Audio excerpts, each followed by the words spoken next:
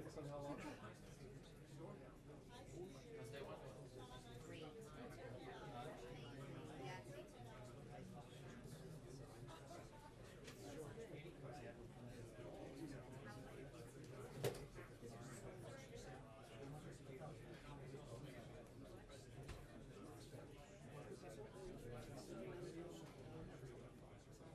I'm just happy to hear you.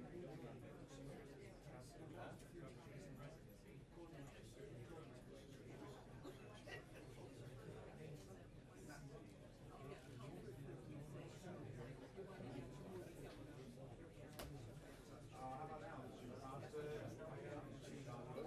Check. Yep, can you hear me? Yeah.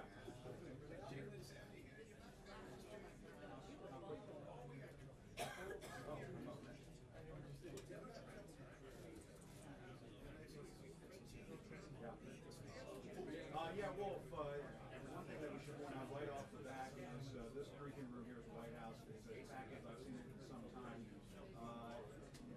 I've been away from this briefing room for a little while covering the campaign, but this is pretty typical for what you see at the beginning of the administration. Just about every news organization that has a White House team is represented here today, so I think that's worth noting. We don't know exactly when Sean Spicer is going to be coming into the room. We expect that to happen momentarily. We haven't been given really an official 2-minute warning. We asked the press office here, will they say something over the PA system here, as they typically do? And the answer was they were unsure about that. So it just gives you the sense that they're still working out the kinks here, at least the administration when it comes to dealing with us. But we'll obviously there's going to be a lot of questions for Sean Spicer at this briefing on Saturday. We had that impromptu briefing at 5 o'clock in the afternoon. That was not really a briefing, it was a statement. It was an unusual statement for many reasons. One of which is that usually, Wolf, as you know, the White House press secretary, when he comes into this briefing room, he answers questions. And what happened on Saturday was Sean Spicer came into this briefing room, lashed out at the news media over his reporting on crowd sizes for the inauguration, and then left without taking any questions. And so we have lots of other questions to ask on Saturday. There's an executive order that was signed by the president on Friday dealing with Obamacare. There are lots of questions about that. Of course, there are the questions about these communications between the National Security Advisor, Michael Flynn, and the Russian ambassador that was reported on in the Wall Street Journal and has now been confirmed by CNN. The other things that we'll be looking at, obviously, is the issue of Donald Trump resigning from the businesses. The director of communications here at the White House told me earlier this morning that Donald Trump did resign from the businesses, that process was completed on or before Inauguration Day.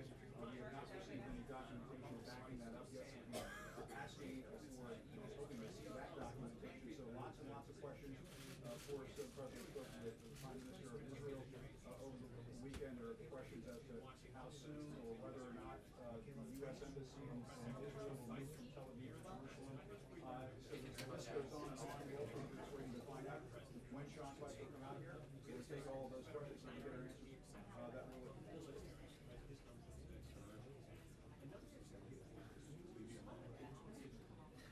Right. Yeah, that was something that we asked for. We asked, are we going to get a 2-minute warning today? And we basically told they weren't sure about that yet. So, one of the things that we're going to be working on, Wolf, as we move forward here are just some of the formalities that come with covering the White House and the White House press corps. For example, this door that is over here on my right, behind the podium, and as you enter what we call lower press, where the deputy press secretaries sit. That door is typically open during business hours here at the White House, so reporters can go back there. They can talk to deputy press secretaries, try to get answers to their questions. There's even a hallway that goes from that office up to the White House press secretary's office. And during the Obama administration, Wolf, as you know, reporters could go in there, talk to deputy press secretaries, but also go up that hallway, go past Secret Service has a little desk there in that hallway. You go up and talk to Josh Earnest, the White House press secretary for President Obama. Will all of that be the same in this new administration? Will we have that same sort of ground rule in effect for us? We don't know the answer to that question, Wolf, because it is Monday. Donald Trump was just inaugurated on Friday, and we're still sort of working through some of the kinks. And obviously, there are these tensions that were created over the weekend when Sean Spicer came out. Well, first when the President of the United States from the CIA and accused us of misrepresenting government past life as well. Looks like we're getting started here. We'll just Kevin Fallon just walked in the room, Bill Hicks just walked in the room. Sarah Huckabee Sanders, who's going to be the principal deputy press secretary, the daughter of Mike Huckabee, is in the room, and so it looks like we're gathering and getting started shortly.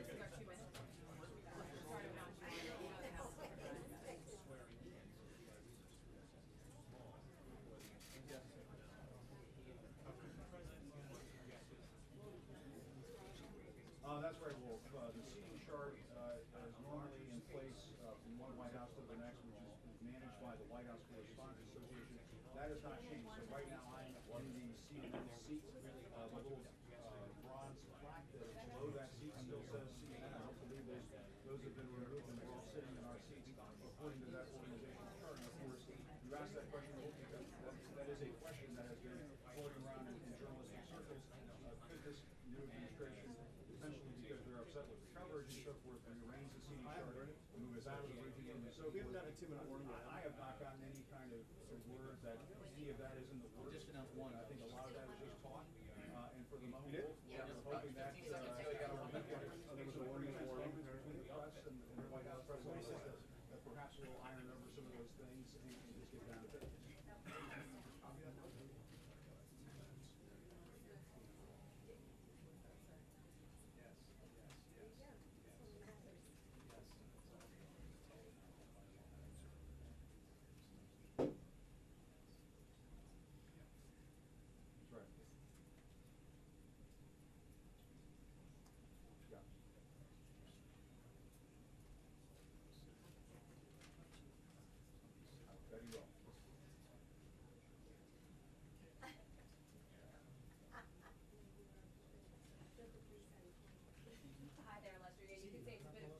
That's right, Wolf. I mean, I think we talked about all weekend long. Sean Spicer came out. There's an inauguration. There was some activists coming out. That there was some misreporting that happened Friday night when it was reported by the White House reporter that moved down to the Oval Office. That was a mistake by the reporter who was in the room at that time. That was corrected. Sean Spicer accepted that apology.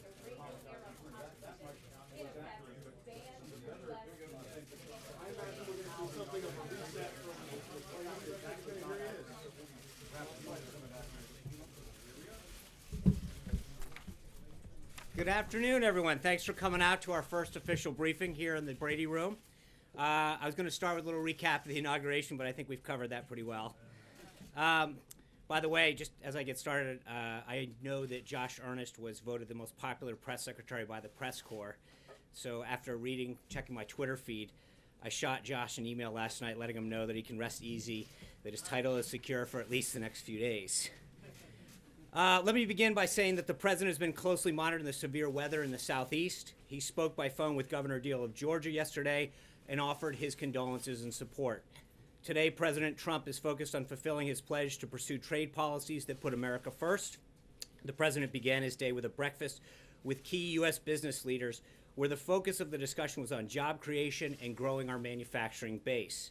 Business leaders who attended included Michael Dell, the founder and CEO of Dell, Jeff Fettig, the CEO of Whirlpool, Mark Fields, the CEO of Ford, Alex Gorsky, the CEO of Johnson & Johnson, Marilyn Hewson, the CEO of Lockheed Martin, Klaus Kleinfeld, the CEO of Arconic, Andrew Liveris, the CEO of Dow, Mario Longhi, the CEO of U.S. Steel, Elon Musk of SpaceX and Tesla, Kevin Plank of Under Armour, Mark Sutton of International Paper, Wendell Weeks, the CEO of Corning, Chief of Staff Reince Priebus, Chief Strategist Steve Bannon, the Vice President's Chief of Staff Josh Pitcock, and Senior Advisor Stephen Miller.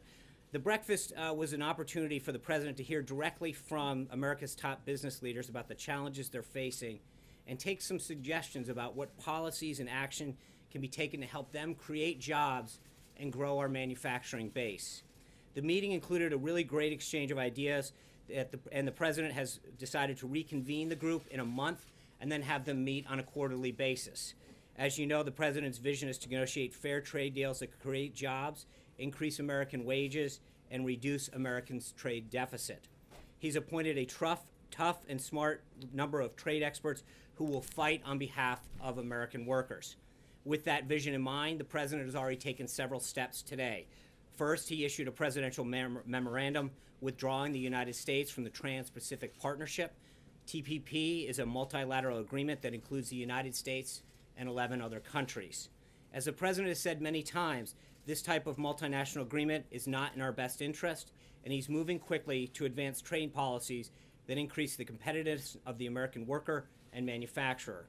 This executive action ushers in a new era of U.S. trade policy in which the Trump administration will pursue bilateral trade opportunities with allies around the globe.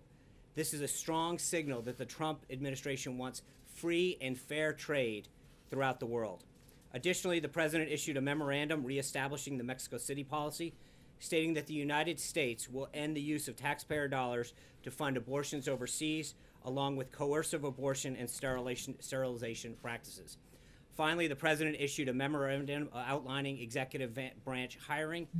This memorandum counters the dramatic expansion of the federal workforce in recent years. In particular, it prevents filling vacant positions and creating new positions except when necessary to meet national or public security responsibilities. It does not apply to military personnel, and it ensures that the American taxpayers get effective and efficient government. Earlier in the day, the president spoke with Egyptian President El-Sisi. They discussed ways to deepen the bilateral relationship and support Egypt's fight against terrorists and bolster Egypt's homegrown and historic economic reform program. President Trump underscored the United States remains strongly committed to the bilateral relationship, which has helped both countries overcome challenges in the region for decades. The president committed to continuing military assistance to Egypt and working with Egypt to ensure that assistance most effectively supports the Egyptian military's fight against terrorism. The president also commended President El-Sisi for his courageous steps to address Egypt's economic challenges and offered to discuss ways the United States could support Egypt's economic reform program. Finally, the two leaders discussed a visit to the United States in the future. The president then had lunch with the vice president, where they recapped this morning's meetings and discussed next steps. They also had discussed plans to advance the president's legislative agenda to make America safer and more prosperous. Also today, the president signed designations for acting heads of executive departments and agencies to maintain continuity in those critical positions. At 3 o'clock, union leaders and frontline workers will meet with the president to discuss his pro-worker agenda. Attendees include Tom Flynn of the United Brotherhood of Carpenters, Sean McGarvey, president of the North American Building and Construction Trades Department, Terry O'Sullivan, general president of the Laborers International Union of North America, Mark McManus, the general president of the United Association, Donald Mullins, Steamfitters United Association Local 602, Frank Spencer, United Brotherhood Carpenters, Doug McCarran, general president, United Brotherhood of Carpenters, Mark Coles of Ironworkers Local 5, Joseph Sellers Jr., the general president of the Sheet Metal Workers Union / Smart Union, Thelma M. Matta, the Heat and Frost Insulators and Allied Workers Local 24, Mark Yurkowski, United Association Local 5, Stephen Dodd, the Sheet Metal Workers Union / Smart Union, Gary Massino, the Sheet Metal Workers Union Smart Union. The president has been honored to receive tremendous support from union working men and women on Election Day, and he's dedicated to growing and deepening their support.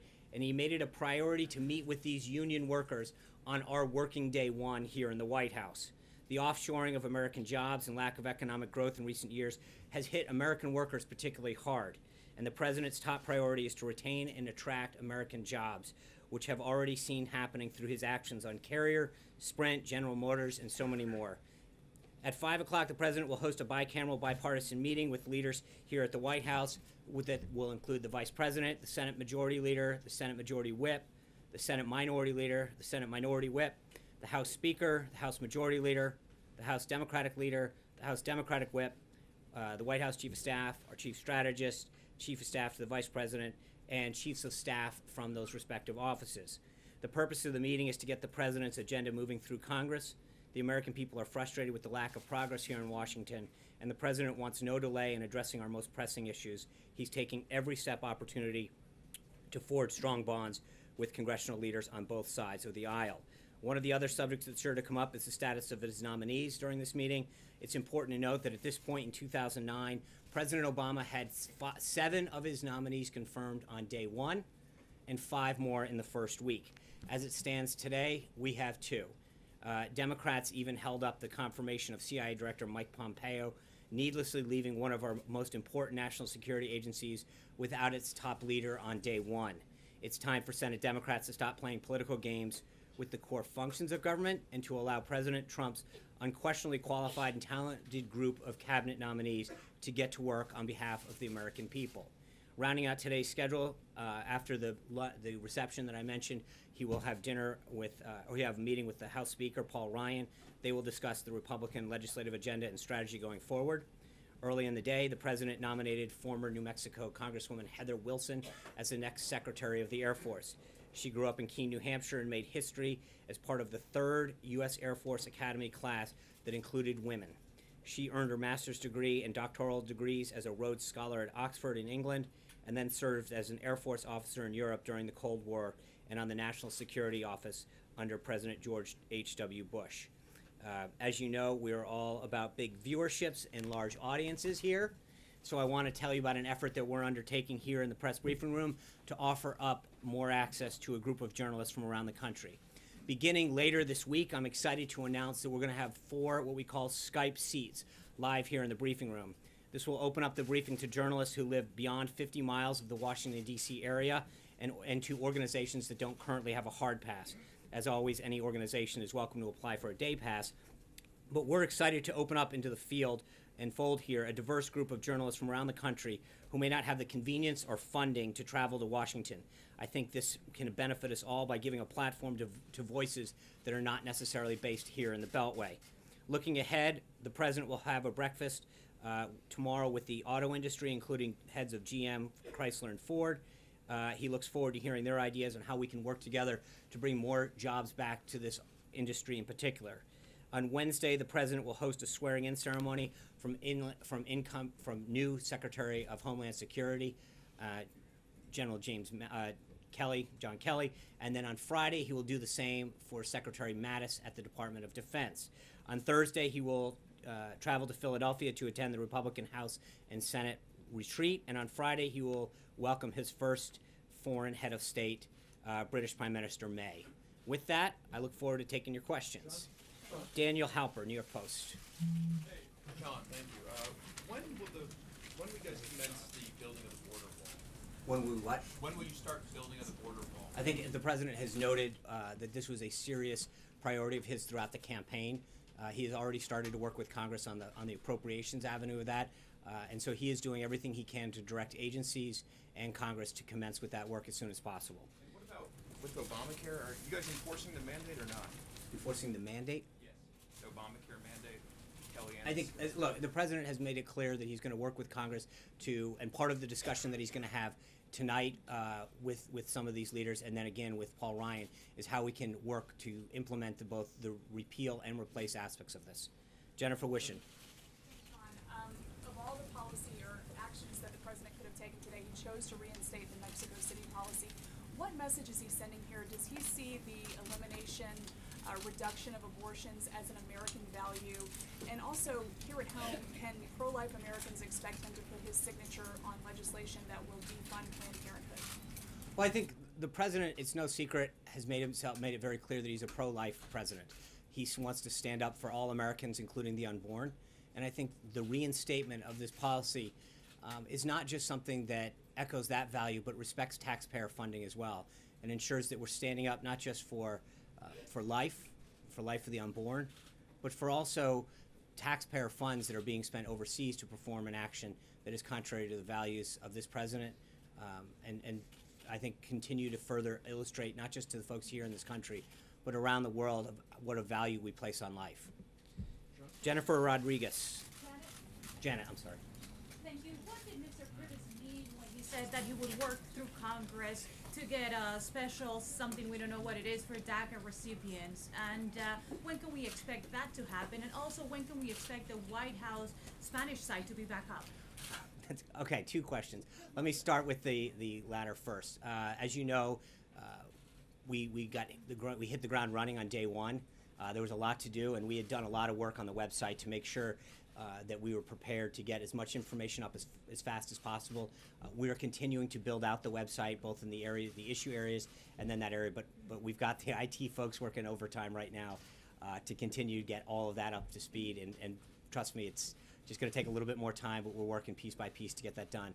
On the DACA piece, I think the president's been clear that he was going to prioritize the areas of dealing with the immigration system, both building the wall and making sure that we address people who are in this country illegally. First and foremost, the president's been very, very clear that we need to direct agencies to focus on those who are in this country illegally and have a record a criminal record or pose a threat to the American people. That's where the priority is going to be, and then we're going to continue to work through the entire number of folks that are here illegally. But right now, the clear focus is on that. Sean? Blake Berman, Fox Business. Sean, I want to ask you two questions back right. Two questions, money related. The president campaigned on the corporate tax cut rate of 15%, and today when he met with the business leaders, he had mentioned that the tax rate would drop to somewhere between 15 to 20%.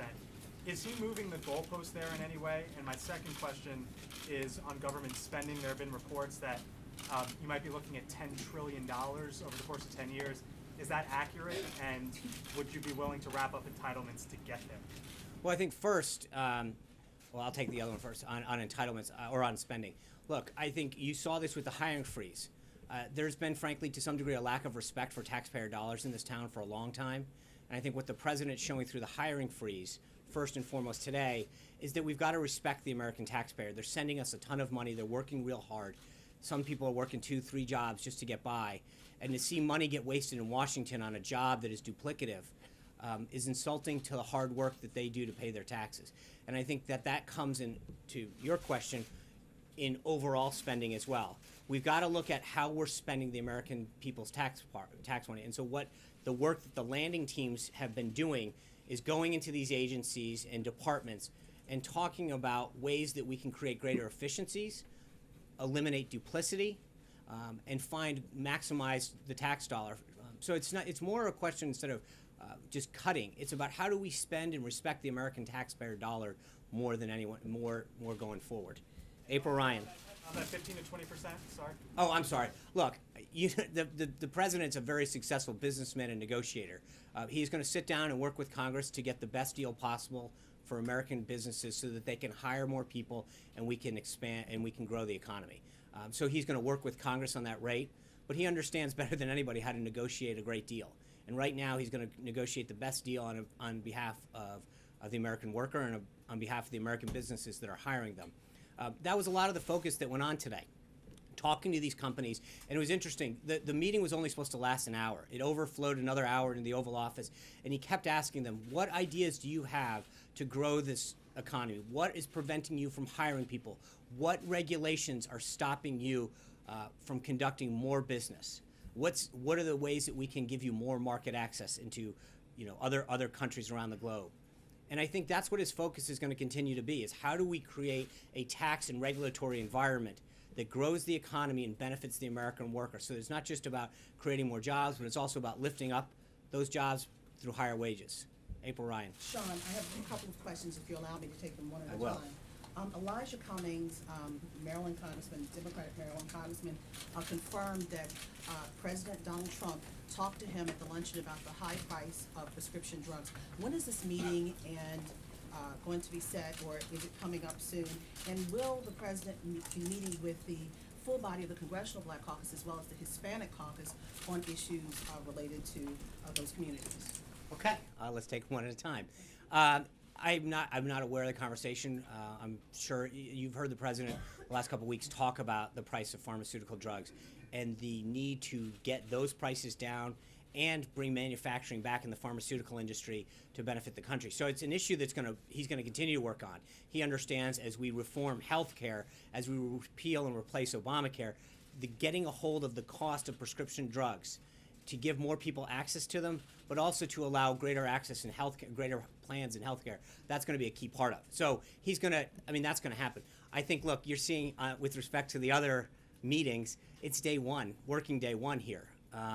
He's going to start with the leadership. He's going to have a great conversation with them. But then I think you're going to see a variety of meetings: the Congressional Black Caucus, the Hispanic Caucus, small groups of meetings. He's someone who really enjoys that kind of conversation. I think you're going to see a lot of meetings occur, like the ones that you did today. The business leaders coming in, these union workers, and it's interesting. The president was asking these folks today, how many of you have been in the Oval Office? 3 of them raised their hand. We talked to some of these union leaders, and we hear, we didn't get a lot of attention. And here we are on working day 1, and you've got the president reaching out to some of America's best business leaders, and then some of the union workers and line workers, and bringing them in and saying, I want to listen to what's going on in your life. What can we be doing to help you?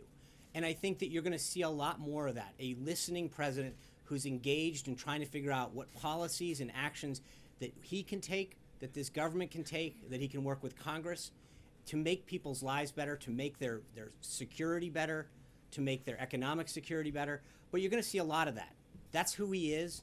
That's what he did during the transition, and I think that's what he's going to do going forward. He appreciates the ideas and opinions that come through the Oval Office or in small groups, where he gets to share their perspective, or their ideas, or their opinions. I think that's what he's going to continue to do later this afternoon.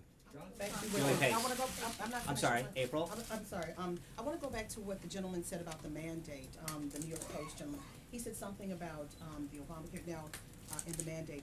With the numbers that you talked about, and it's been in the news from the inauguration day and the numbers Saturday, do you believe that you have the mandate to be able to force through what you had talked about, replacing portions of Obamacare that really subsidize the whole piece of it to help low-income people get health care?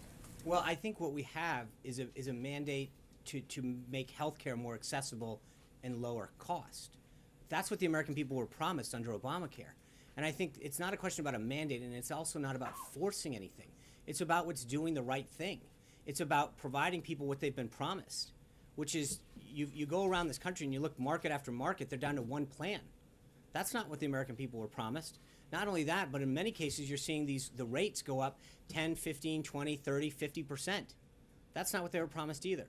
And so I think what the president's doing, and it's not just, I think he's gotten bipartisan support for this, to work with Congress and to take executive action where necessary, to implement a health care system that provides more people health care, truly allows them to keep the doctor and plan that they're signing up for, lowers cost, creates more competition.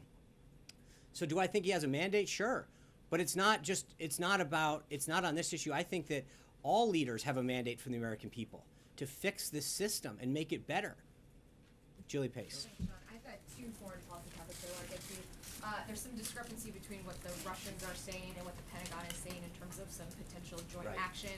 Can you clarify that? And generally, is the president open to joint action in Syria with the Russians? On that instance, I know it's still developing, and I would refer you back to the Department of Defense. I know that they're currently monitoring this, and I would refer you back to them on that. And I think Generally open. I think that the president has been very clear that he's going to work with any country that shares our interest in defeating ISIS, not just on the national security front, but on the economic front. If we can work with someone to create greater market access and spur economic growth and allow U.S. small businesses and companies to... But just on this idea of doing joint military actions with Russia and Syria. Is he I open think to if that? there's a way that we can combat ISIS with any country, whether it's Russia or anyone else, and we have a shared national interest in that, sure, we'll take it. And then the second thing is when he was at the CIA on Yeah. Saturday, he was talking about the U.S. not taking oil during the Iraq War and said that there could be another chance for that. What did he mean when he said that? Well, I think what the president's been very clear about in foreign policy is too often the United States is going in with a lot of money, a lot of manpower, and in many cases losing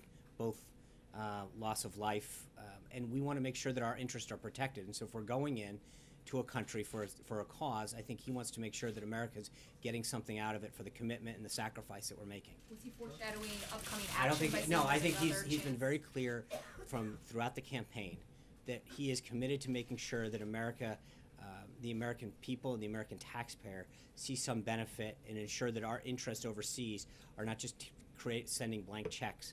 That we're doing something that either protects America or is in our economic interest. John Roberts. A couple of things, if I could. Later this week, in his executive actions, does the president plan to take action to greenlight the Keystone XL and Dakota Access pipelines? And on TPP, John McCain says it was a serious mistake to do what the president did for America's economy and for our strategic position in the Asia Pacific. Why was TPP the right thing to do?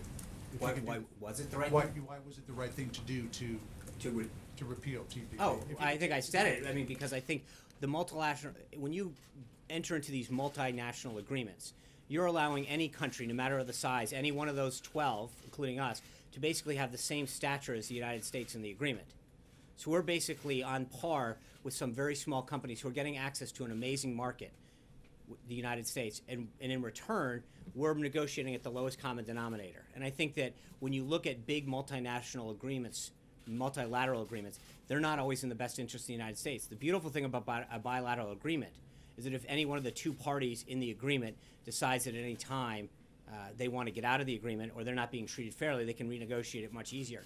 In a multinational agreement, that's not the case. In many cases, all of the other countries have to agree to an action or to let somebody out. That's not putting the U.S. interest first. And And on the question about Keystone and Dakota Access. I'm not going to get in front of the president's executive actions, but I will tell you that areas like Dakota and the Keystone Pipeline, areas that we can increase jobs, increase economic growth, and tap into America's energy supply more. That's something that he has been very clear about. I think he talked about it not only on the campaign, but around the Thanksgiving period. He was talking about that being a big priority. That's one of those ones where I think that the energy sector and our natural resources are an area where I think the president is very, very keen on making sure that we maximize our use of natural resources to America's benefit. It's good for economic growth, it's good for jobs, and it's good for American energy. Jonathan Carl. Sean, thank you for being here in your first briefing. Great to see you. Thank you. Before I get to a policy question, just a question about the nature of your job. Yeah. Is it your intention to always tell the truth from that podium, and will you pledge never to knowingly say something that is not factual? It is. It's an honor to do this, and yes, I believe that we have to be honest with the American people. I think sometimes we can disagree with the facts. There are certain things that we may not fully understand when we come out, but our intention is never to lie to you, Jonathan. Our job is to make sure that sometimes, and you're in the same boat. I mean, there are times when you guys tweet something out or write a story and you publish a correction. That doesn't mean that you were intentionally trying to deceive readers and the American people, does it? And I think we should be afforded the same opportunity.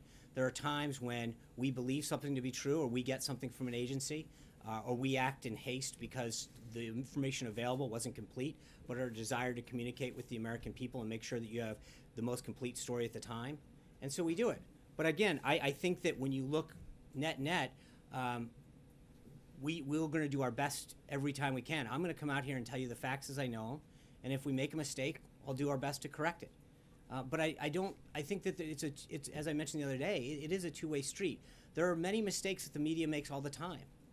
They misreport something, they don't report something, they get a fact wrong. I don't think that's always to turn around and say, okay, you were intentionally lying. I think we all try to do our best job and do it with a degree of integrity that are in our respective industries. Do you have any corrections that you would like to make or clarifications on what you Sure. said I on mean, Saturday? well, ask away, Jonathan.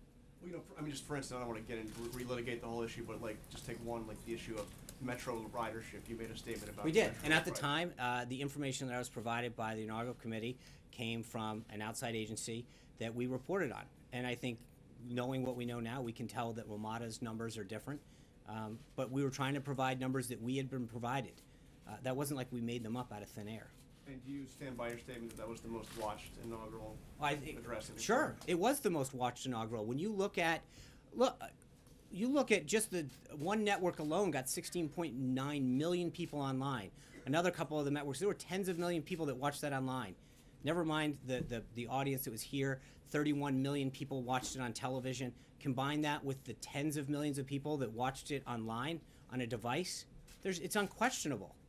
I don't see any numbers that dispute that. When you add up attendance, viewership, total audience in terms of tablets, phones, on television, I'd love to see any information that proves that otherwise. And then one So, other. do you dispute that?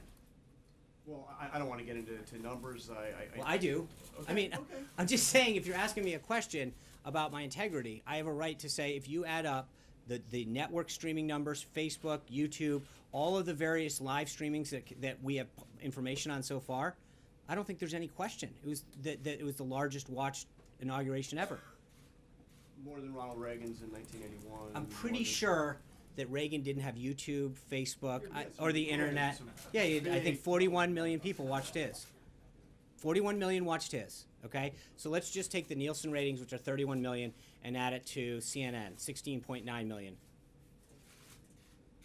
That's a little higher. So I'm just saying, I'm not. You're asking me for numbers. There's just two entities together. And the approach that you took on Saturday, any second thoughts on Look, that? I think coming we're in and Jonathan. Look, I want this to, questions, huh? you know? I came out to read a statement, and I did it. We're here today. I'm going to stay here as long as you want. So I want to make sure that. I think you guys might want to leave before I do. But look, I want to make sure that we have a healthy relationship. We saw the other day that, and I'm not trying to rehash history, but you're asking the question, so I'm going to answer it. You know, we had a tweet go out about Martin Luther King. Think about how racially charged that is. And someone rushes out and says to the entire press corps that the President of the United States has removed the bust from his office. Think about what the signal. Hold on, please. Himself and apologize. No, he actually apprised to, quote, my colleagues. That's the exact quote. Okay? That quote, that report got tweeted out around. And to report, where was the apology to the President of the United States? Where was the apology to millions of people who read that and thought how racially insensitive that was? Where was that apology? You accepted his apology, though, Sean. Okay, I'm asking, where was that apology? And so I'm just saying that when things like that happen, when John Lewis says that he's never missed an inauguration, and we find out actually he skipped George W. Bush's, that there are points at which we have a right to make sure that we correct the record. I mean, you're talking about integrity, and you're talking about telling the truth and facts. I don't know that it wasn't malicious at all, and I'm not saying, but there's a point at which we have a right to go out there and correct the record. And I think that over and over again, there is this attempt to go after this president and say, well, that can't be true, and that's not right, and the numbers weren't there. And there's a rush to judgment every time. And it's a two-way street. We want to have a healthy and open dialogue with the press corps and with the American people about what he's doing to help this country and to unite it. But at a time when he's trying to unite this, and he keeps talking about uniting this nation, bringing people together, and then a tweet goes out in a pool report to, a few thousand people, saying that he removed the bust of Martin Luther King, how do you think that goes over? Sean, did the media invent the feud between the president and the intelligence community? Look, I think that you saw from the response the other day, he walked into the CIA, people were hooting and hollering, they gave him a 5-minute standing ovation. That doesn't look like a relationship they were excited. Media invention. No, but I think there's a difference between having differences with intelligence leaders and leaders of that community who had strong differences with, than the people and the men and women who toil every single day in our intelligence community. And it was reflected at the CIA. I mean, they came there, they were so excited. There was 1,000 people that applied for 300 plus seats. We ended up taking in 400 people. That doesn't sound like a huge feud. They were excited, they were clapping, they were cheering when he walked in. And to see reports that made it sound like there was some, fence mending that needed to happen, that sure didn't look that way when you walked in. I'm going to move on. Yeah. Sean, can I ask, what is the U.S. strategic interest in moving the U.S. Embassy from Tel Aviv to Jerusalem? And also, in the chat with President al-Sisi today, was the status of the Muslim Brotherhood discussed? Well, I think the readout, I just gave you the readout on the call with President Sisi, and I think that speaks for itself, what was discussed. And then, I'm sorry, the first part? What is the U.S. strategic interest in moving the embassy Well, from I Tel don't, Aviv to as I've Jerusalem? noted yesterday through several press inquiries, there's no decisions. We're at the very early stages of that decision-making process. Yeah. Yeah, John Soper from BBC. Will there be a detailed discussion when Prime Minister May comes on Friday on the potential parameters of what a trade deal might look like? Is there going to be a joint news conference, and is Donald Trump going to get a state visit back to the UK later in the year? Well, look, we're here on working day one. We're excited that Prime Minister May is coming on Friday. We look forward to it. I'm sure that there'll be a discussion of trade. will come up. To the degree to which I don't know yet, and I'm sure we'll have an opportunity to brief you out. I don't believe we have any plans right now for a joint press conference, but that's something that our team will be working out with Prime Minister May, and we'll keep you updated on that. Yeah. Trey Yates, Okay. One American News. After the executive order withdrawing the U.S. From the TPP, what specific steps will President Trump take to expand U.S. trade opportunities abroad? Well, again, I think when he talks to Prime Minister May, he's going to have a great conversation about the potential for greater trade with the UK. I mentioned earlier when he met with these manufacturers this morning, that was, right up there at the top of that list. How can we get greater market access? What are the specific challenges that these manufacturers are facing getting market access into countries around the globe? And that's an important issue. So it's not just other countries, but within existing trade deals, we can figure out, is there a trade dispute that can be settled at the WTO? Is there a revision to one of the existing trade treaties that we have now? But there's a lot that can be done. There are things that Congress can update to make sure that we're importing and exporting more to benefit American businesses. Does he plan to talk? Thanks. John Christopher Pugh at Talk Media News. Has the president, or will the president, have a chat, even an informal chat, with the Prime Minister before, in fact, she comes here? There are no plans for that now. It's always possible. He's been having a tremendous number of calls. I think the number is well over 80 now of people that have talked to him, congratulated him prior to being elected. He's had, we read out the other day, he's met with both Canada and Mexico. I think he's talked Prime Minister Netanyahu yesterday, President al-Sisi today. I think there's going to continue to be a robust number of world leaders. There's a tremendous excitement, I think, in the diplomatic corps and at the world leader level of people who are excited that President Trump and this administration want to engage. There's a lot of times when he's talking to these folks and they're saying, I have not heard from anyone in years. And I think that there is a genuine excitement to re-engage the United States, especially in the area of trade and other economic interests, but also in the area of national security. This is the big one, and it's the first. So, I'm sorry? I said, needless to say, this is the big one, and it's the first. Right. Special relationship. Can I Marty. follow up? TPP was dead on arrival going to Congress. So why is this executive order anything more than symbolic? And when will President Trump start negotiating those bilateral deals with the 11 other countries in the Asia Pacific? Because it takes some time, and that could be, some would say, giving China, room to make an inroad. Well, first, I would argue that bilateral deals are mostly what China's been engaging in. And that's something that I just said that we're going to engage, the president's going to look to countries to engage with. Those 11 TPP countries. Most of them we have existing trade agreements with, or a good chunk of them we have existing trade agreements to begin with. This was an expansion of that, and in some areas it allowed, whether it was the service industry, financial services, additional market access. But I think that this is not a deal that was in our country's best interest. The president could have come into office, a president could have come into office and renegotiated it and sent people back to the drawing board. It hadn't gone to Congress yet because it wasn't finalized. I think this president pulling out of the agreement is not just about this one agreement, but I think it's symbolic, both here in America and around the world, of a new era of trade policy, one that's going to put American workers first and foremost, and one that assures the rest of the world that the way that we negotiate bilateral agreements is going to ensure that we get something out of these deals. As I mentioned to John a minute ago, I mean, the problem with multilateral agreements is that often it becomes the lowest common denominator on so many things. And for the U.S., which already has low tariffs and other service industry benefits for countries, we've got to be able to make sure we're going out and fighting for the American worker. Jennifer. You're not going to renegotiate, to be clear? We've pulled out of TPP. No, but of all the existing I'm not going deals that to. you're We'll have there. further updates on trade issues later this week. Jennifer. Does the administration feel like you still need an executive order to remove yourself from NAFTA, or what's the? That's a great question. I believe there's an action that has to be taken under the provision of NAFTA where you send notice to the other countries, the other two countries. The exact nature of how that's described, I don't know, but there is a trigger within NAFTA. One of the sections allows the President of the United States to notify them that we intend to do that.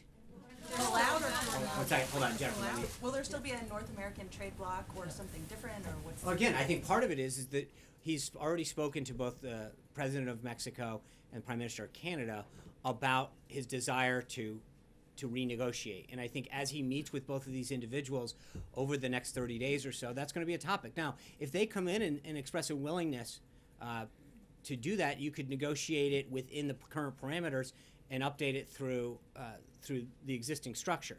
If they don't, and he decides to pull out, then we would have to go back to the drawing table in the future. Mara. Sean, will that notice or trigger be signed I'm going to today? make sure Mara gets a question this time. Every time. Just to follow up on the China question, China actually has a regional agreement called the Regional Comprehensive Economic Partnership, and now Japan and Australia, two of our great allies, are talking about joining that. Does President Trump see a national security component to these trade deals, and is he concerned that now China will write the rules for Asia-Pacific trade?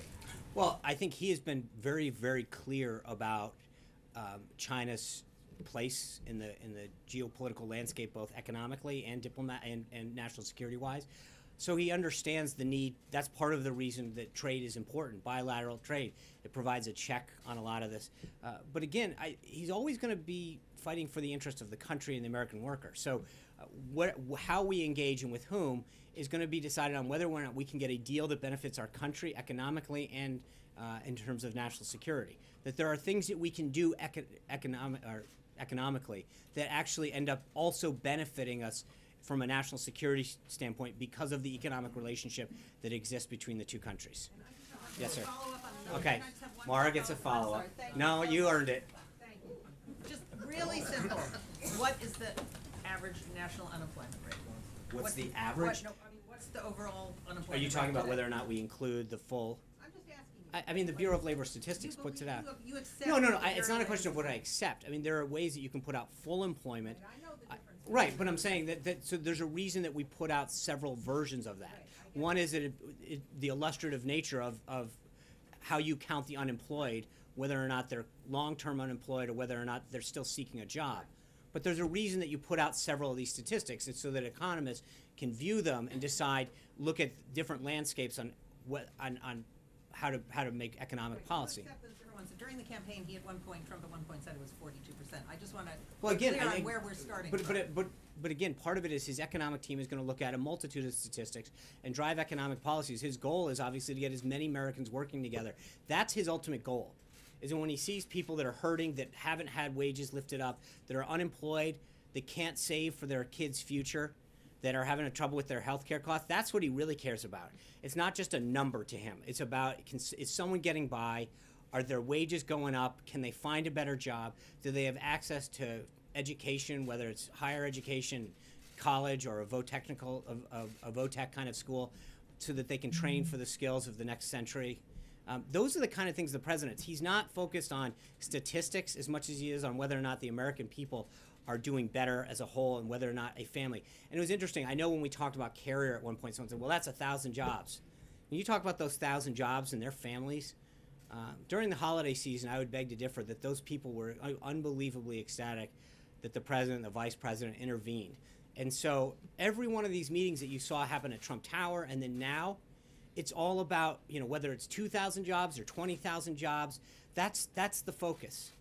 It's making sure that that small businesses have greater opportunity to be successful, that American workers can have their wages lifted up, that the benefits that they receive in terms of health care and education are something that provide them the support that they need.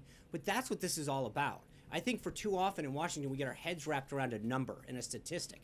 And we look at and we forget the faces and the families and the businesses that are behind those numbers. And so I think that's where his head's at, is trying to look at those people that come to his rallies, that have come to his events, that he's met with in person, that are struggling and say, Mr. Trump, I'm working as hard as I can. I'm working 2 jobs, I'm doing everything by the rules, and I keep getting screwed. That's what he's fighting for, is that man or woman out there that's doing everything they can right, but can't catch a break. And I think he addressed that in his inaugural speech when he talked about shifting power outside of Washington, D.C. back to the American people. Because for too long, it's been about stats, Mara, and it's been about what number are we looking at as opposed to what face are we looking at. Yeah, David. 2 questions. One back on DACA. I was just curious about the message from this administration from the White House to young people who may qualify and not yet have the protection. Should they enroll going forward, and those who are in the program now seek Well, I think, yeah, what those people should know is that the president's laid out a list of priorities. And the priorities are focused on making sure that people who can do harm or have done harm and have a criminal record are the focus. And as he said throughout the campaign, we've got a series of individuals that we've got to figure out, people who have overstayed their visas, people who have committed crime, and we're going to go through that in a very systematic and methodical way. So for now, that's not, the focus is going to be on people who have done harm to our country. Yes? Thank you, John. 2016 was the hottest year on record, and the last 3 years have been the hottest 3 years on record. Scientists are saying that we're getting dangerously close to the point where human civilization is being threatened. How does President Trump plan to address this? Well, I think he's going to meet with his team and figure out what policies are best for the environment. But I think that there's one of the things that he talked about during the campaign is there's a balance. And he's trying to make sure that we use our resources appropriately, that we maximize things to make sure that we don't do so at the detriment of economic growth and job creation. So there's a balance, and I don't think it's an either-or situation. Where we can ensure that we're doing things that are smart for the environment and smart for our longevity, as well as making sure that we're doing things that create economic growth and job creation. Yes, sir. Yeah. Sean, what is the president's message to the millions of people here in Washington and around the country who were protesting on Saturday? And a follow-up after that. Okay. That's very polite of you. I think he has a healthy respect for the First Amendment, and this is what makes our country so beautiful. Is that on one day you can inaugurate a president, on the next day people can occupy the same space to protest something. But he's also cognizant to the fact that a lot of these people were there to protest an issue of concern to them and not against anything. I remember this morning Debbie Dingell was on television, and she's talking about. I don't want to inaccurately quote her. I know Jonathan's a stickler for that. She said, different women were there for different reasons, but they were all there to make sure that their core American values are going to be protected. And I think many people like me were there for positive reasons. And I think the president shares Debbie Dingell's views that there were people that came to the mall, as they do all the time, sometimes in smaller numbers. And so I think he reaches out to them in the way that he started on the night that he won the election, on the way that he did on Inauguration Day by sending a message that talks about fighting for them. But more importantly, I think the president's going to show through action and through success that he's fighting for them and fighting for every American. One of the things that we've seen so often in this town is a lot of soaring rhetoric about how much people care. And I think the president is going to show through deed and action and success that he wants to fight for people's health care. He wants to have a better education system. He wants a stronger America. He wants to go in and fix our inner cities. He wants to make sure that our infrastructure, our roads and our bridges. So I think more than anything, showing people through action and deed and success is where he's going to prove to the American people how much he cares to unite us and how much he cares to make this America better and safer. And to follow up, on the other side of this, another group that's coming I forgot you did ask. I did ask. That's Thank polite. you for remembering. Another group, and this is a follow-up on CBN's question a moment ago, when we have the March for Life here in Washington, you've said that this is a pro-life president. What concrete promises is he making? We haven't heard a lot about what that policy is going to look like. It's day one. Yeah, but you've had a lot of time to make those promises. I know, but look, I think... What should their expectations be? Their expectation should be that he's going to stand up and value life, born or unborn. Same as he said throughout the last year and a half, that he's going to stand up and protect life, promote it, and instill policies that promote life, that promote adoption, that help support young women, that help support funding of agencies and clinics that support women's health.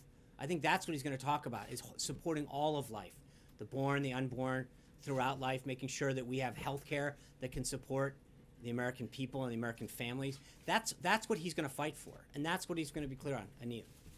I have two questions. Okay.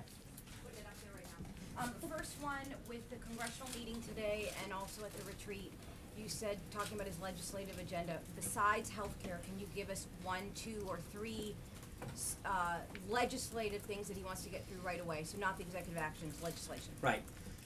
Immigration's obviously going to be high on that list. Tax reform, regulatory reform, it's 3 and 4. Immigration is not a overhaul, though, not with... Well, I think he's going to work with Congress to get the appropriations process going. But it's not just building the wall. That's through the appropriations process. Is how do we enact policies to make sure that what we have now doesn't happen again? And so it is working with them. It's a comprehensive look at how we're keeping people out of this country that shouldn't be here. The people who are come to visit are leaving when they're supposed to make sure that we're tailoring immigration policies that make sure that we're not an open door for anyone to just walk in, that the people who are here to visit our country safely or to come here to bring jobs or to support our economy are coming in. But I think we have to do immigration smartly, and that's what he's looking at. And then now I had a second one. I'm sorry, you're right. I haven't heard that you have said or someone else has said specifically, has the president spoken to any of the intelligence agencies about the investigation into the Russian connections, and will he allow that to go on? I don't believe he has spoken to anyone specifically about that, and I don't know that he has not made any indication that he would stop an investigation of any sort. Yes, sir. Thanks, Sean. Clarification, you said you're willing to work with anybody to defeat the Islamic State group. Does that include Bashar al-Assad?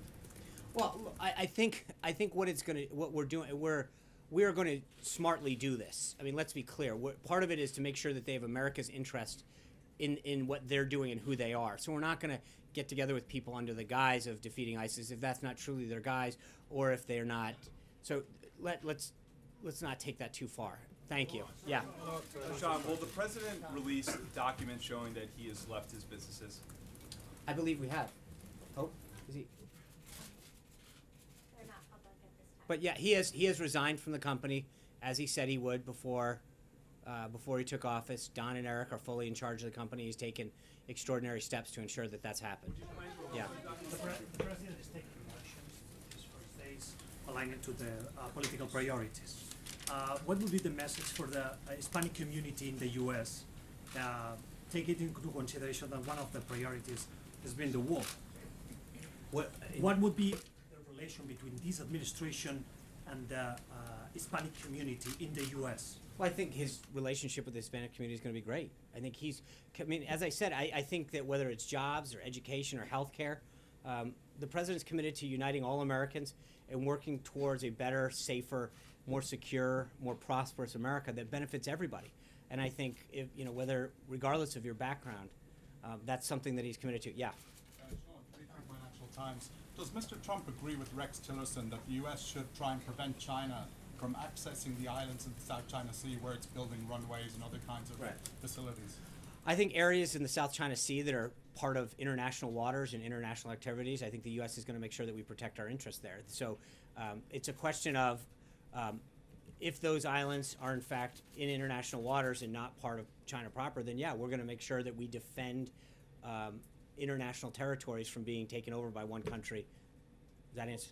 Would you prevent China from actually reaching? I'm not going to look. I think I answered the question. I think as we develop further, we'll have more information on that. John Gizzi. Yeah, thank you, Sean. Thank Hold you, on. Sean.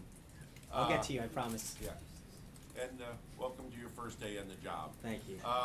Very simply, there was an earlier question about Jerusalem and putting the U.S. Embassy there. And a lot of talk about executive orders. Is this something the president can accomplish by executive order? It is, but I think as I noted, John, it's very early in this process. We're at the beginning stages of this decision-making process, and his team's going to continue to consult with stakeholders as we get there. Yes, ma'am. Tanya with La Opinion, and thank you, Sean, Of course. and welcome here. Thank you. So I have a follow-up on the housekeeping question about NAFTA. Are we not to expect then an executive order today to renegotiate NAFTA, or will he wait till he meets with President Peña Nieto next week? And on the other question I had is, he didn't mention Latin America at all in his in his inauguration speech. Does he plan to visit Latin America this year? So on the first part, I think we'll have further announcements on trade throughout the week. I think we're done with executive orders for the day. But as I always say, stand by. But we do not have any intention to have additional executive orders today. But I believe there could be some additional ones throughout the week on trade. And we'll have further updates for you on there. And then the second part. He plans to travel to Latin America, given that he left them out of his inauguration speech. Well, I don't think I didn't think he left them out. I think he was focused on this country, our American workers. I don't think he got into detail on any countries that I'm aware of or that I can recall. But I also think that we're here on the first working day We're announcing Theresa May coming this Friday. We're excited to have the Prime Minister here. As I said, we've already talked about setting up a meeting with Canada and Mexico. He's talked to Prime Minister Netanyahu about having him come over. And then, as I mentioned, President al-Sisi. So we'll get there. We've got a lot of calls to return. There's a lot of excitement throughout the world and a lot of people who are really excited both to come here and to have the President visit them. Yes, sir. Sir, last week on LGBT rights, the Log Cabin Republicans, a gay Republican group, delivered a white paper to the Trump team urging the president to maintain an executive order from President Obama barring anti-LGBT workplace discrimination among federal contractors. The president has said he's going to rescind the executive orders from President Obama that are unconstitutional, but will he maintain this executive order barring anti-LGBT discrimination? I don't know on that one. I'll have to get back to you on that one. I don't know that we've gotten that far in the list of executive orders, but I'd be glad to get back to you. President, will we send them? What's that? It's not. I just don't know the answer. I'll try to get back to you on that one. Yes, sir. Sean, thanks. Two quick things. On immigration, the chief of staff, I think, had said over the weekend, seemed to suggest that an executive order shutting down the DACA program had been ruled out. Is that officially ruled out as you guys go forward? And does the president support action in Congress that would essentially permanently establish those protections? Yeah, for those I think I don't have anything further on the executive action front, but what I think I've asked and answered the DACA piece of this in terms of his priorities right now. Legislation? I think that we'll have to. We don't have anything in front of us right now to sign on that. So give us a little bit of time. We'll see what Congress moves forward with, and then I'm sure we'll have a further readout on both the executive order piece and on the legislation. Yes, sir. What's the status of the refugee resettlement program? I don't know. I'll have to get back to you on that one right now. Or I think the best thing to do would probably contact the Department of State. Yes, sir, in the back. Regarding access for American companies to international markets, will the president try to improve the access to the largest market in the world, the European one, by taking up TTIP negotiations or by any other means? Well, look, I think he's going to increase market access wherever he can. He's in the process of reviewing all of our current trade agreements and looking at potential bilateral options going forward. Whether it's in the EU or in the Asia Pacific arena or in the Middle East, he's going to figure out where we can expand U.S. market access, and that's, I think, what today's decision really starts to show, is that it's not about multilateral agreements under a Trump administration. It's about bilateral agreements where we can figure out country to country, how can we fight for the American worker, gain them access to another market that's going to benefit our large and small businesses who want to sell additional goods and services. Yes? Sky News. Why did the president choose the British Prime Minister as the first foreign leader for him to meet? And can we take from that he intends to make the relationship even closer? I think we've always had that special relationship with Britain, and he's gonna, and that reflects in his first visit, in the Prime Minister's first visit here. He's had a great conversation with her, and he looks forward to having her here. But we can always be closer. Yes, ma'am. Jane with Signing News. What kind of relationship is Trump looking for to build with China after he withdrew from TPP? And on Taiwan's issue, what kind of stance he's going to make on cross-strait relations? What's the last part, please? Taiwan, Yeah. cross-strait relation. Well, I think on China, he understands what a big market that is for U.S. goods and services. When he met with the head of Alibaba a couple weeks ago, that was part of the point. There's a huge market issue there, but in many cases, it's not a two-way street. There's so many Chinese businesses and individuals, frankly, who can have ease of access in the United States to sell their goods or services. And I think that whether or not you're talking about the financial services or the banking, the other service industries or our manufacturing goods and services, or some of the IP problems that we have with China, that it really is not a two-way street. And so he understands the market that China has, and our desire to further penetrate that market. But he also recognizes there's a lot of concerns with how we are treated entering into China's market, and we need to review that. Yes, ma'am. I think we'll have further updates on that. Yes, ma'am. Jessica Stone from CGTN. Welcome. Thank you. Question following on what she was asking about TPP. Part of the thinking of TPP was to encircle China economically, and I wonder if the president has thought a little bit about what kind of bilateral relationships in the region, the trade relationships, would accomplish a similar goal. And secondly, I heard you talking about NAFTA and a trigger, but I didn't hear you say you had triggered the trigger. We have not triggered the trigger. Hasn't happened. But again, I think we have an existing relationships with many of the countries that were part of the 12-nation makeup of TPP. And I think we're going to continue to explore how we can, in some cases, strengthen those relationships or look for bilateral agreements with nations that we didn't have one through TPP. Yes, sir. Yeah. Sean, congratulations. Thank Bob you. Weiner, Ovid writer and Main Street Radio Network. Social Security and infrastructure. On Social Security, the President will be meeting tonight with congressional leaders. What's he going to do, given his campaign promise on not touching Social Security, when Paul Ryan and Mitch McConnell send him a bill that includes in a funding package various cuts in Social Security? And on infrastructure, has it fallen off the radar screen, or is it going to stay a priority for the President?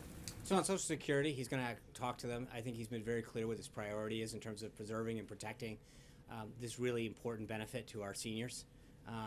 He understands. I mean, Mr. Trump's employed so many people over the years. He understands the struggle that people have later in life to continue to make ends meet.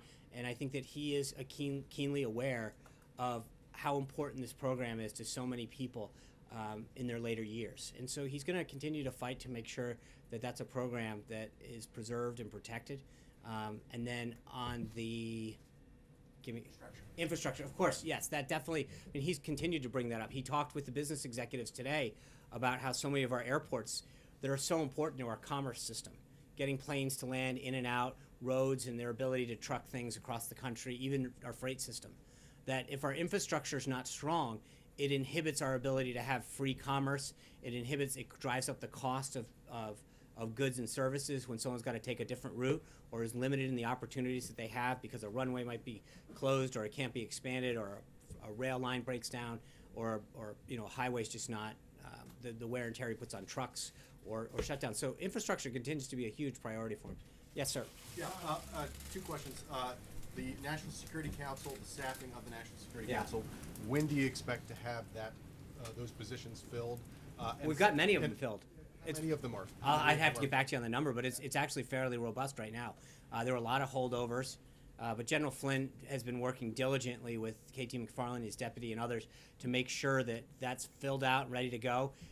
He's had countless meetings with counterparts and had several folks detailed over, but it's a very, very robust efforts from day one. And to follow up to John Carl's question, so are you retracting your claim on Saturday that it was the largest crowd in person? That's not what I said. Well, you said this was the largest audience to ever witness an inauguration, period, both in person and around the globe. Right.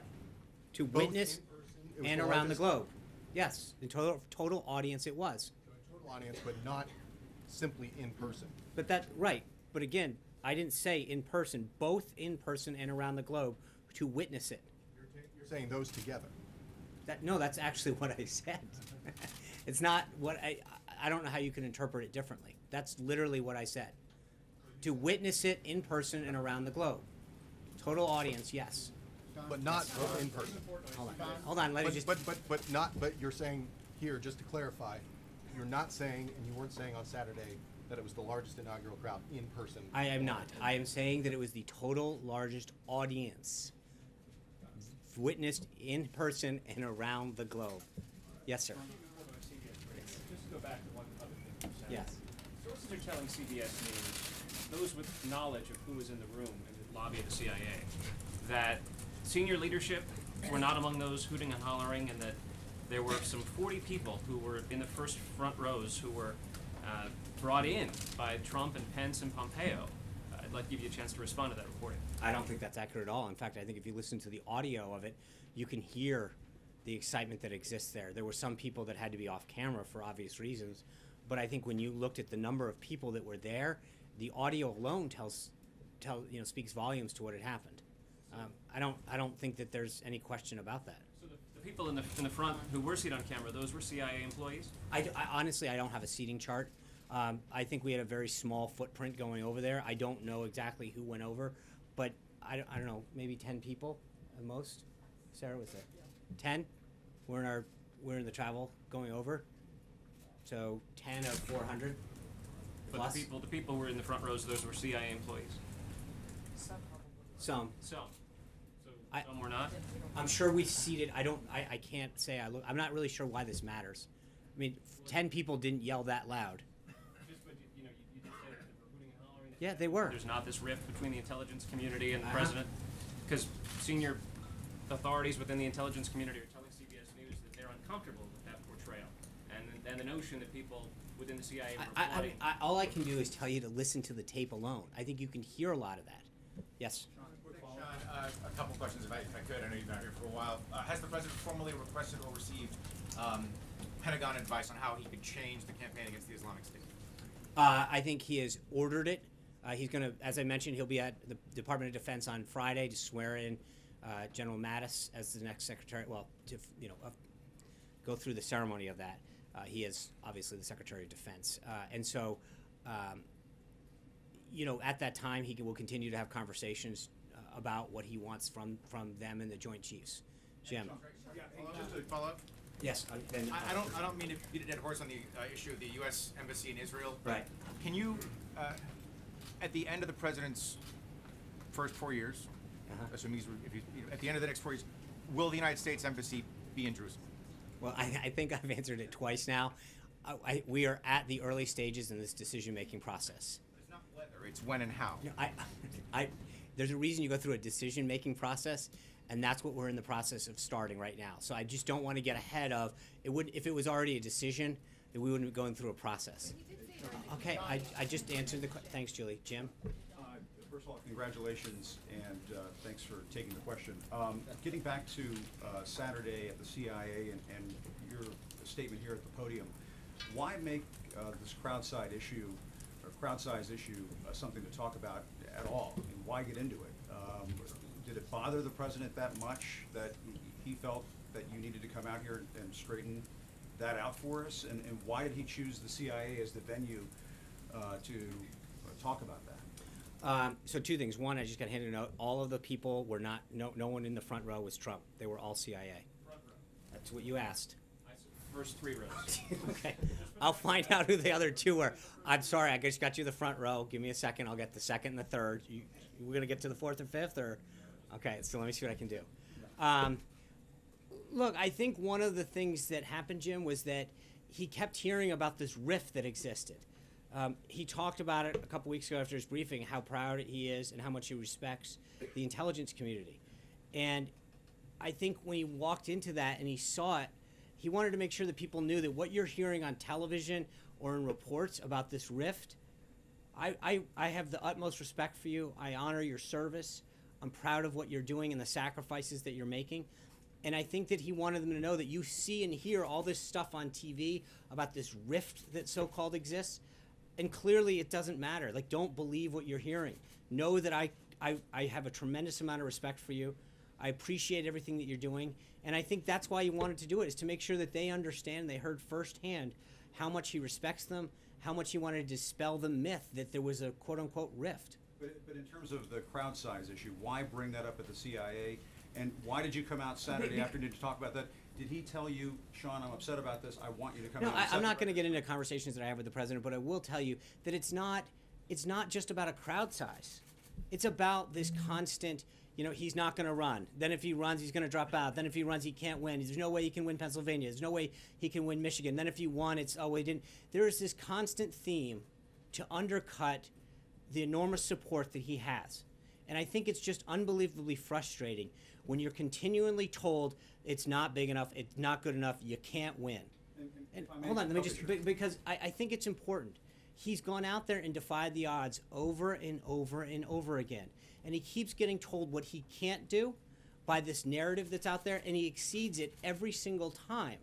And I think there's an overall frustration when you turn on the television over and over again and get told that there's this narrative that you didn't win, you weren't going to run, you can't pick up this state. That's not, that's a fool's errand to go to Pennsylvania. Why is he in Michigan? How silly. They'll never vote for him. A Republican hasn't won that state since '88. And then he goes and he does it. And then what's the next narrative? Well, it must have been because of this. He didn't win that. And then, people aren't attending your thing. Or John Lewis is the first person to skip his inauguration. Not true. And over again, the MLK bust. I think over and over again, there's this constant attempt to undermine his credibility and the movement that he represents. And it's frustrating for not just him, but I think so many of us that are trying to work to get this message out. And so I mentioned this to Jonathan, but part of this is a two-way street. Like we want to have a healthy dialogue, not just with you, but with the American people, because he's fighting for jobs, he's fighting to make this country safer. But when you're constantly getting told that can't be true, we doubt that you can do this, this won't happen, and that's the narrative when you turn on television every single day, it's a little frustrating. And I think that for those people around him, his senior team especially, but so many of the other folks that are either here in the administration, that gave up their time during the transition, they left a job to work for 3 or 4 weeks because they're so committed to having his nominees get through, it's a little demoralizing to turn on the TV day after day and hear, can't do this guy's not going to get confirmed, no way they're going to go through. But isn't that just part of the conversation that happens in Washington? No, it's and the not. scrutiny I that think comes with being president of the United States and no, working at the White no. House. Look, I've been doing this a long time. You've been doing this too. I've never seen it like this, Jim. I've never. And again, I'm not looking to go back and forth, but you're asking for an explanation. And I think that it's important to understand that whether it's the president himself, the vice president, the senior team, the volunteers, or the people who are out there just, in America that voted for him or walked the streets or put up a sign, that to constantly told no, no, no, and to watch him go yes, yes, yes every time, and to come up to the next hurdle and see someone put a block up, gets a little frustrating. And I think that we are, and so you see this historic thing, and he stands there at the Capitol, and I was not that close, but on the platform, and you look out, and it's an amazing view. And it's just so many people who got in long lines, who had to go around all this different stuff to get in, and that was for the first time that we did have to go through fencing, that far out, and then to hear, well, look at this shot, and it wasn't that big. It's a little demoralizing because when you're sitting there and you're looking out and you're in awe of just how awesome that view is and how many people are there, and you go back and you turn on the television and you see shots of comparing this and that. I mean, and then you look at the stuff that's happening, the nominees that get put out, the Democrats stopping. There are 2 cabinet officials, ladies and gentlemen, that are taking their office today. He visited the CIA, and a director that was considered a consensus candidate wasn't approved. Where's the story? And I think that Isn't there a fair criticism that you've got bigger fish to fry? Like, why worry about a couple of tweets about crowd sizes? Because it's not, because that's what I'm saying. You're minimizing the point here, Jim. It's not about one tweet. It's not about one picture.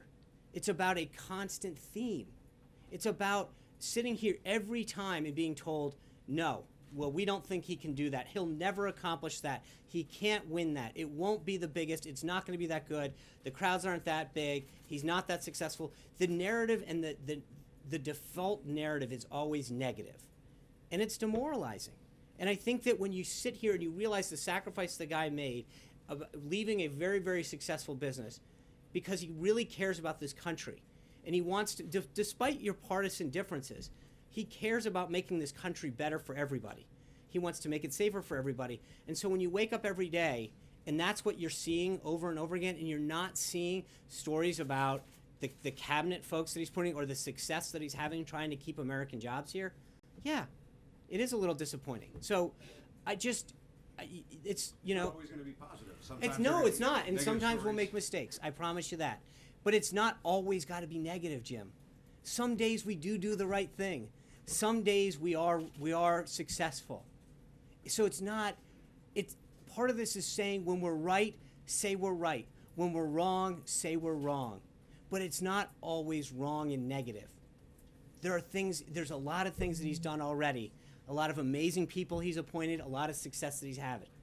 And it would be once in a while for someone just to say, report it straight up. He appointed this person, here's their background, not why they're not going to get nominated, not why it's not going to happen. So, hold on, one last thing, hold on. I know we're getting really into like facts, so just to be clear, there were no Trump or White House folks sitting down. They were all in the CIA to us. So not in rows 1 through anything from what I'm told. Hold on. I appreciate Julie's effort, but I wanted her. I've got Hallie. John, you got one. So Sean, give me a second. A couple of questions for you, Yeah. if you don't mind. First one on Russia. The administration was asked about multiple interactions between National Security Advisor Mike Right. Flynn and a Russian ambassador. I believe you at the time, the administration at the time said the calls were related to setting up a discussion Right. later between President Trump That's and right. Vladimir Putin. Were those conversations about anything else other than setting up that discussion, and why has that discussion not yet happened between the President and President Putin? So there's been one call. I talked to General Flynn about this again last night. One call talks about 4 subjects. One was the loss of life that occurred in the plane crash that took their military choir. 2 was Christmas and holiday greetings. 3 was to facilitate or to talk about a conference in Syria on ISIS. And 4 was to set up to talk about, after the inauguration, setting up a call between President Putin and President Trump.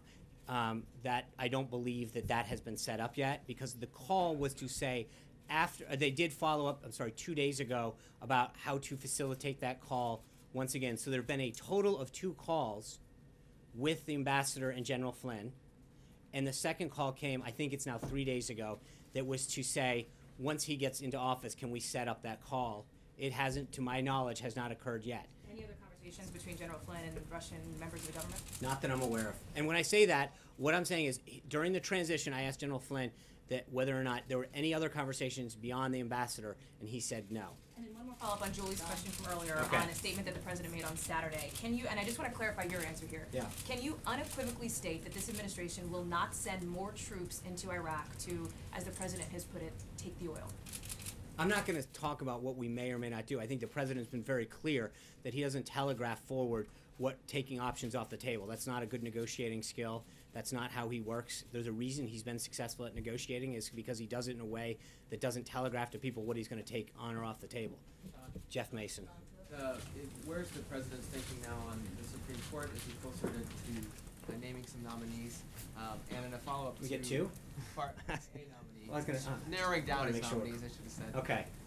And at the end of the Obama administration, the number of prisoners in Guantanamo Bay was reduced to about 40. Right. What are the president's plans for that prison? So on the first, I think that in the next week or so, we should have an update on a nominee for the Supreme Court. It does. I think we'll have a nomination within the next couple weeks. He continues to make that a priority of his. On Gitmo, I think you're going to see further action. I don't want to get ahead of the president, but this is something that has been discussed, and it is in his current decision-making process, how he wants to handle that. And just follow Yeah. up the CIA issue, if I could just last one more. You said that the president disagreed with the characterization of a rift with the intelligence community. That's right. Do you dispute, though, his tweet about comparing the intelligence community to Nazi Germany? No, I think what he was talking about was the process, not the people, and that's a very different thing. Shane. 3 months ago, then candidate Trump was in Gettysburg, and he made a whole list of day one promises. He called it a contract with the American voters. A bunch of them are not going to get done today because you said he's done with making executive orders, labeling China a currency manipulator, imposing congressional term limits, or proposing that. I want to ask you, why not pursue all those on day one as he promised in a contract with the voters? Well, I think we're going to continue to sequence those out. I think part of it is to make sure that we don't spend our entire day signing executive orders and bringing you in. There's a way that we can do this to make sure that we're getting all of those things that he promised the American people done in short haste, and doing it in a way that doesn't just jam them out in a fire hose. And I think part of this is ensuring that we sequence these, that gives the American people the proper attention that they deserve. Because part of it is that if we put them all out on one day, they get lost in the ether, I think. And I think he made these promises and pledges to the American people because they're important to him. So. He still plans to do everything on that day one list, though? That's his intention, yeah. He's very clear about that. Yes, sir. Is the president going to shake up the leadership of CFPB before the director's term is up? I'm not going to, no decision has been made at this time on that. Kristen Welker. Thank you very much, Sean. One on Obamacare. Has he finished his plan on Obamacare? When will the American people see that? And then on NAFTA, can you just clarify? I know he's going to meet with the leaders of Mexico and Canada. Has he started to have discussions with them currently about renegotiating NAFTA? Yeah, so, yeah.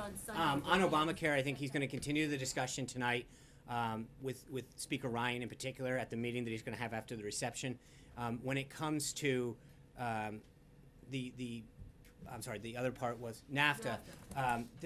He discussed on the phone with both leaders his desire to reform it, but obviously his goal was to have that discussion when they come in person. And I think I mentioned yesterday the foreign minister of Mexico is going to come on the 25th, 26th to sort of set the table and have some of those meetings ahead of President Peña Nieta's meeting here. And when can the American people expect to see now that he's officially in office? Don't they deserve to see Well, that? again, this is his first working day. I think it's been pretty busy and robust, not just today, but in the 2.5 other days that we had. And I think you're going to see a lot more come out. But you know, there's a lot of things that have to get done, and a lot of things that we're working on as a staff to get him prepared. He's going to continue to have very, very robust weeks. Thank you, guys. I appreciate it. This was a good first one. Huh? What's it? One more, please. Go ahead. Thank you, sir. Go ahead. First of all, congratulations. Thank you. Also, the president who made a history coming from the business community.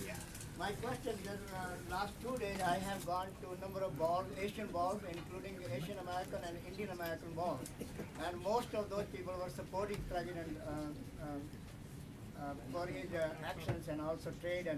But most important, across the street from U.S.-India Business Council, Mukesh Aghi, he represents 500 Fortune companies to and from India. And he said that each companies are supporting. So my question is that where do we go as far as U.S.-India and U.S.-India business relations are concerned? Well, thank you for the question. I think that whether it's India or other countries throughout the globe today, as I mentioned, I mean, the goal is to figure out countries and markets that we want to access that benefit the American worker, help us grow manufacturing, the services industry, and so that's one area that we'll continue to work with the Prime Minister there on. But we've got a very robust agenda. Thank you, guys. It's been a pleasure. God bless. See you tomorrow. Will it be this long always? I think it's open right now. Will it be this long, the press brief?